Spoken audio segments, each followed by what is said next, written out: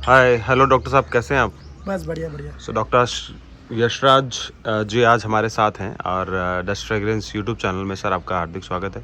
Thank you so much. और वैसे तो हम IHOA में शो के लिए हॉर्सेस के लिए ही आए हुए हैं और हॉर्सेस का ब्रीड शो है यहाँ पे और आज सेकंड डे है और आप से कुछ खास चर्चा पे किस खास बिंदु पे बात की जाएगी, किसी खास रिलेटेड टू हॉर्स बात की जाएगी। तो कब आए आप यहाँ पे IHO? मैं कल मॉर्निंग में आया था। अच्छा, जी। और आपका लोकेशन, आप कहाँ से आए हैं? आपका मैं लोकेशन भरूच क्या है? गुजरात से बिलोंग करता हूँ। अच्छा, आप भरूच गुजरात से जी बिलोंग जी। करते हैं। आप घोड़ों में कितने समय से हैं मैं लगभग? घोड़ों में ऐसे तो अगर मेडिकल को छोड़ने के बाद 4 मेडिकल महीने से ही मैं नॉर्मल बात कर रहा हूँ, मेडिकल की बात ही नहीं कर हाँ, रहा 9 to हूँ। 10 years minimum. Okay, 9 to 10 years minimum हो गए। Okay okay. सो कहाँ से शौक लगा था, कैसा लगा था? शौक में तो ऐसा है कि बचपन से जो चाइल्डहुड था, मतलब कि धीरे धीरे नॉर्मल हॉर्सेस के साथ रहना, उसकी केयर करना, राइड करना। उसके बाद बिगनिंग करते करते जैसे नॉलेज आया, शोज अटेंड किए, क्या ब्रीडिंग है, कौन मारवाड़ी ब्रीड्स क्या है, क्या थोरो है, क्या सिंधी अच्छी सिंधी है, काठियावाड़ी है, वो पता चला डिफ्रेंशिएशन। Breed yes. डिफरेंशिएट कर पाए उसके बाद आप, वरना तो बचपन में तो घोड़ा घोड़ा घोड़ा सब घोड़े घोड़े होते हैं ना। थोड़े सिंपल था, ब्रीड्स में इतना वो था नहीं। हाँ, और लकड़ी की काटी काटी का घोड़ा वाला घोड़ा। हाँ जी जी जी। उसके बाद पता लगा कि ये मारवाड़ी, ये थोरो, ये अकाल टेके, ये वो हॉट ब्लड, कोल्ड ब्लड सब ना। जी।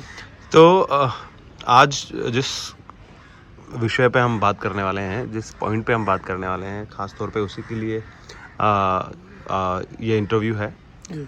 तो कैसे आप घोड़ों में मेडिकल की तरफ आपने अपना रुख किया, कैसे आपने, कैसे इंटरेस्ट पड़ा आपका कि आप उनकी थेरेपी की तरफ जाएंगे या आप ये करेंगे?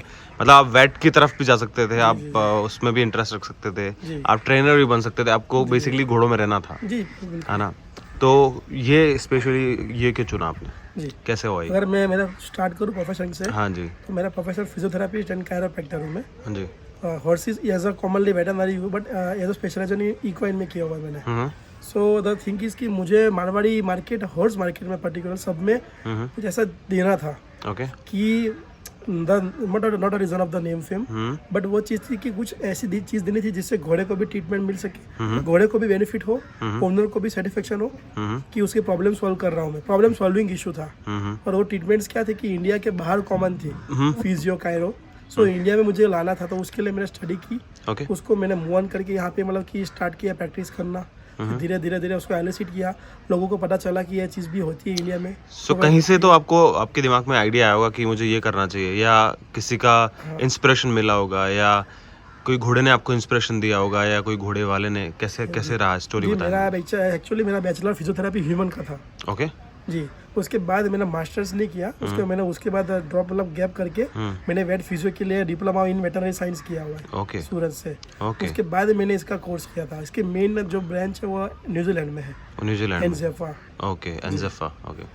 सो क्या इसमें बेसिकली क्या क्या चीज़ें क्या और होती है और क्या क्या आपकी थेरेपी रहती है, थोड़ा सा बताएंगे डिटेल में इसको बताएं। अगर हम थोड़ा डिफरेंशिएट करते हैं फिजियोथेरेपी एंड कायरोप्रैक्टरी, तो physiotherapy is for the veins, nerves and the muscles of the horse, जिसके अंदर जैसे कि साथ में देखो, अगर मसल्स में स्वेलिंग है, घोड़े की नस से जुड़ा हुआ ये सब्जेक्ट है। और इसमें कहीं से भी नस दबती है या कोई भी इंजरी के द्वारा नस में इंजरी हो गई, कोई एक्सीडेंट हो गया, कोई पैडोक में इंजरी हो गई, तो उसके अंदर मतलब मोस्टली क्या होता है कि उसकी रेगुलर डेली लाइफ में उसको इशू होता है, डेली रूटीन में खड़ा होना, बैठना, वॉकिंग में, गेट साइकिल में। फिर उसकी लाइफस्टाइल में, जैसे कि घोड़ा आपको पता है बहुत सेंसिटिव एनिमल है, अगर वो डेली लाइफ में उसको इंजरी अगर है तो वो ना ठीक से फूड कंज्यूम करेगा, ठीक से वो नॉर्मली ना राइड करेगा, ना खुद जी पाएगा।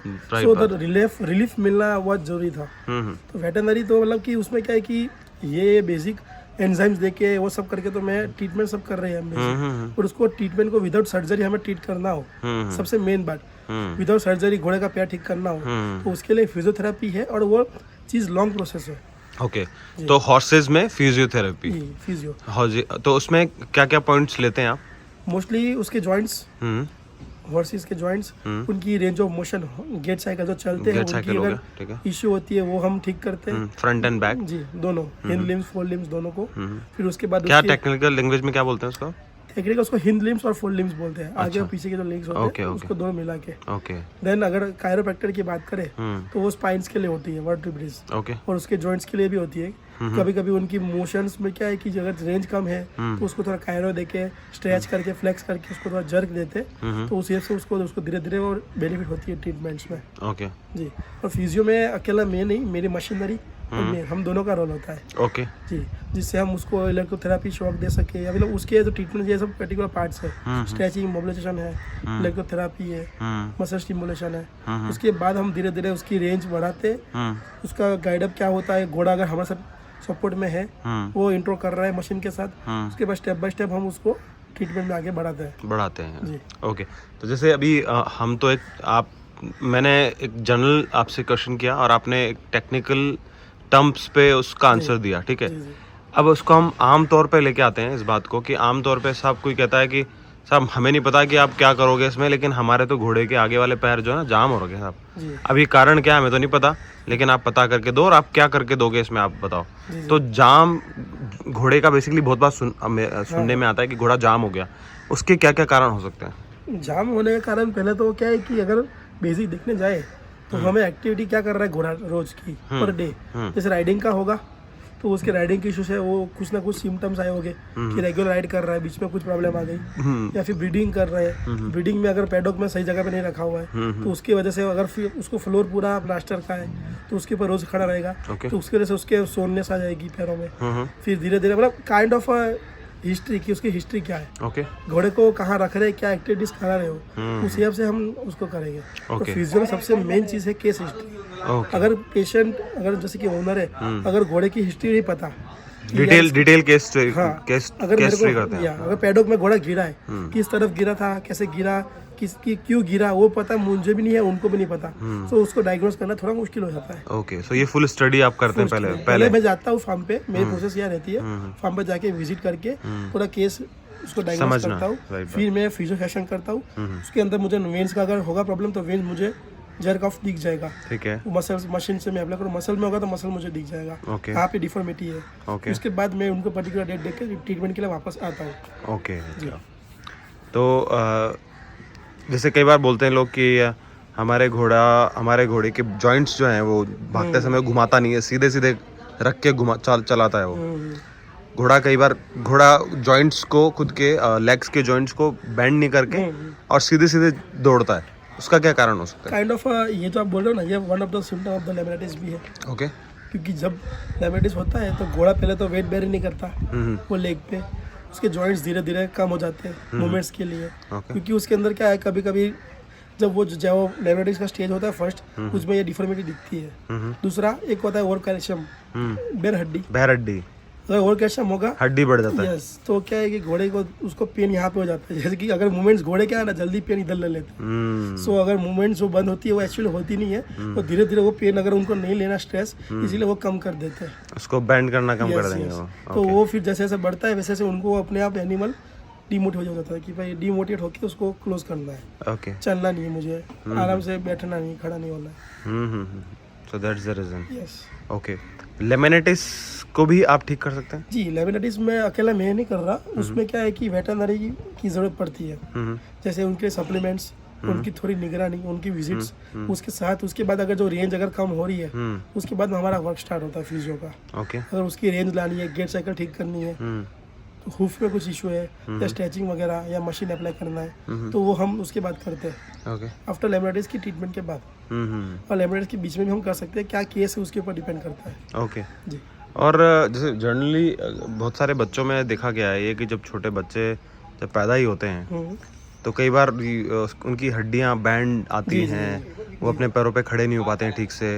एक छोटा सा कारण, एक छोटी सी जो पॉइंट है वो तो हमेशा आता ही रहता है घोड़ों में कि पीछे के पैर जो हैं बच्चे के वो बैंड रहते हैं, फैट लॉक बैंड रहता है, नीचे की तरफ रहता है उसका। ये तो फिर वो धीरे धीरे उठते उठते वो ठीक हो जाता है। कई बार बच्चे बिल्कुल उनकी हड्डियां जो है वो टेढ़ी मेढ़ी रहती हैं या कमज़ोर रहती हैं, तो उसके कारण वो खुद का वेट नहीं ले पाते हैं, खड़े नहीं हो पाते, ये इसमें भी आपका काम करता है? बिल्कुल। अगर डिलीवरी हो गई है, बेबी आ गया बाहर, 2-3 दिन तक अगर उसकी जो लेग की जो साइज है फैट लॉक पे वो अगर वो सपोर्ट ले रहा है, नॉर्मल है तो ठीक है। कभी कभी क्या होता है फैट लॉक लंबे भी होते हैं, ओके। अगर वो जेनेटिक डिसऑर्डर बोलते हैं उसे, तो उसको अगर थोड़ा कंट्रोल करना हो वहाँ फर्स्ट डे से ही। ओके, फैटलॉक लंबा होना is genetic disorder, yes of course, it's not normal. No.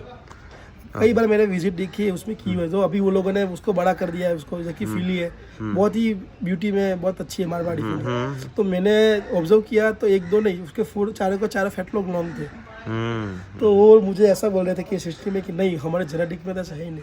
मैं बोला पता करिए, उन्होंने परचेज की थी, पता करिए, दो पेडिग्री में निकलेगी, तो 3rd पेडिग्री में वो चीज़ थी, क्योंकि वो बाय बर्थ ही आती है फैट लॉक वाली इशू। ओके अगर समझो कि एक्सटर्नल होती है तो वो ट्रीटेबल हो जाती है, ओके टूट जाना या फिर उसको ओवर साइज राइड करना। ओके। उसको ज्यादातर वो जो आपने देखा होगा मैरिजेस में डांसिंग डांस नचाते हैं वो जो खड़ा करते हैं तो पीछे क्या होगा फैट लॉक देखोगे उसका, हाँ आफ्टर 5-10 ईयर्स हाँ, वो अपने आप नीचे आ जाते हैं, नेक पे ऐसे टच होते हैं, राइट बात है। तो वो इशू है। अगर आप बच्चे की जो बात बोल रहे थे उसमें अगर उसको सपोर्ट देना हो तो उसके लिए हम कर सकते हैं, प्रोसेस दे सकते हैं, प्रोसेस ओके, जो सपोर्ट होता है जैसे कि एक्सटर्नली भाई।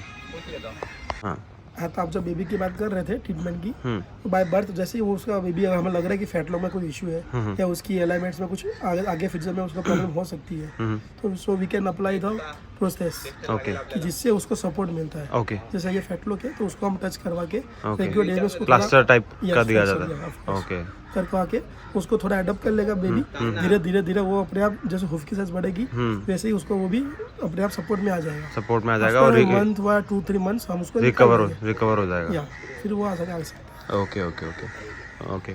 सो प्रेग्नेंट मेयर्स में भी थोड़ा बहुत ये इशू आता है, लेग्स का इशू आता है, पुट्ठे पे इशू आता है, जी।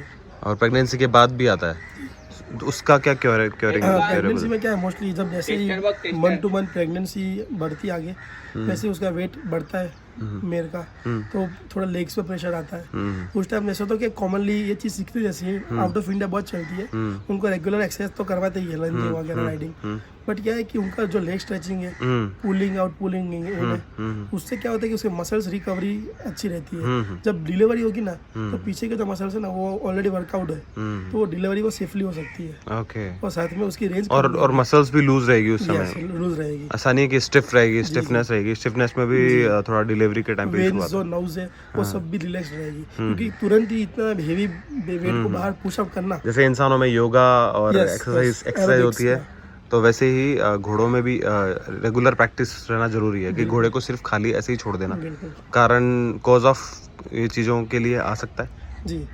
तो मेन रीजन वही है कि हर मेल्स को अपने आप बेबी डिलीवर नहीं करती कई बार, वो दिमाग पे वो भी प्रेशर बनता है उनको, तो उस तब तक अगर आप एक्सरसाइज करवा तो लास्ट मंथ तक, तो उससे डिलीवरी बहुत सेफली हो सकती है। हाँ हाँ, वो बोलेगी कि मुझे तो पेन हो रहा है, मैं तो एक्स्ट्रा पेन मतलब एक फोर्स लगाऊंगी भी नहीं, जी जी। और एक्स्ट्रा फोर्स नहीं लगाने के चक्कर में कई बार गड़बड़ हो जाता है ना। Physio is a kind of a relief to the animals. Okay okay okay, so thank you so much Yashraj ji. Hopefully आपका जो काम है वो लोगों को और लोगों के घोड़ों को रिलीफ देगा आने वाले टाइम में। इस चीज़ के लिए जो है वो बढ़ेगी लोगों में क्यूरियोसिटी, और ये चलन में आएगा। ये अभी तक इंडिया में उतना चलन में है नहीं है ना। तो धीरे धीरे इस चीज़ का जैसे जैसे प्रमोशन होगा डेफिनेटली लोगों के दिमाग में इसके लिए भी जागरूकता आएगी। तो आपने अब तक कितने केस स्टडी किए हैं और कितने आपके जो क्लाइंट्स हैं सेटिस्फाइड हैं आपकी चीज़ों से, आपके काम से? अभी अगर आपको जर्नी बोलूँ मेडिकली बिगनिंग मेरी मारवाड़ी हॉर्स और सब ब्रीड्स में, तो क्या है कि अभी इसको प्रमोट भी मैं कर रहा हूँ, ये चीज़ को कॉन्सेप्ट को ट्रीटमेंट भी मैं कर रहा हूँ, कंसल्टेंसी भी मैं कर रहा हूँ। सो द रीज़न इज़ कि क्या है कि वो चार चीज़ मैं रेगुलर कर नहीं पाता। अगर मैं ट्रीटमेंट कर रहा हूँ तो 10 दिन एक फार्म पे रुक रहा हूँ, ओके, तो उस टाइम में मैं किसी से बातचीत नहीं कर सकता, क्योंकि टाइम में मेरे को मिलता नहीं है। वो निकालने के बाद मैं शो अटेंड करता हूँ। सो द ट्रीटमेंट अभी मेरी 7 to 8 हो चुकी है, उसमें सेटिस्फाई सब लोग हैं मोस्टली। और मेरा कहना ये है कि ट्रीटमेंट के बाद भी जो रेगुलर डेज में मुझे डेटा मिलना चाहिए, वो कई फार्म मिलते हैं और कई फार्म से नहीं मिलते। Okay, so the reason is कि मुझे फिर उससे क्या है कि एक्यूरेट जो मुझे आगे क्या करना है वो मुझे पता नहीं चलता। तो आफ्टर ट्रीटमेंट फिजियोथेरेपी में आपको रेगुलर में अगर दिखा के जाता हूँ केयर टेकर को या ओनर को, वो ट्रीटमेंट्स के बाद करनी पड़ती है। ओके। तो वो it is one type of gym, hmm. Muscle work है। तो उसको रेगुलर अगर आप रेंज नहीं कराओगे तो वो वैसे ही वापस डिफॉर्म हो जाएगा। डिफॉर्म हो जाएगा। तो रेगुलर मेरे जाने के बाद भी वो करना ज़रूरी है, हम्म। ये मैंडेटरी ही है, ऐसा नहीं है कि उसको करना है नहीं ओके। कंपलसरी करते रहना है। सो आप उन्हीं क्लाइंट्स को एक्टिव मानते हो जो आपके फॉलोअप में है अभी तक, 100%। है ना? चलो, सो मान लेते हैं मोटा मोटी 8-10 के आसपास, या ऑफ कोर्स है ना? ट्रीटमेंट्स हो चुकी है 1 ईयर में, और सारी जगह मतलब 70 to 80 विजिट्स हो चुकी है मेरी ओके। ऑल ओवर इंडिया में। और इंडिया में regarding this Yes. On. Okay, so thank you so much आपका अमूल्य समय देने के लिए, और आपसे लोग कनेक्ट हो पाएँ और इस चीज़ का लिए वो प्रॉफिट उठा पाएँ, लाभ उठा पाएँ। तो आपका नंबर एक बार लोगों को इस पे दे दीजिए। My number is 7096695066। Okay, Hindi में भी बता दीजिएगा। हाँ, हिंदी में भी है। ओके, हिंदी में भी है। थैंक यू सो मच धन्यवाद।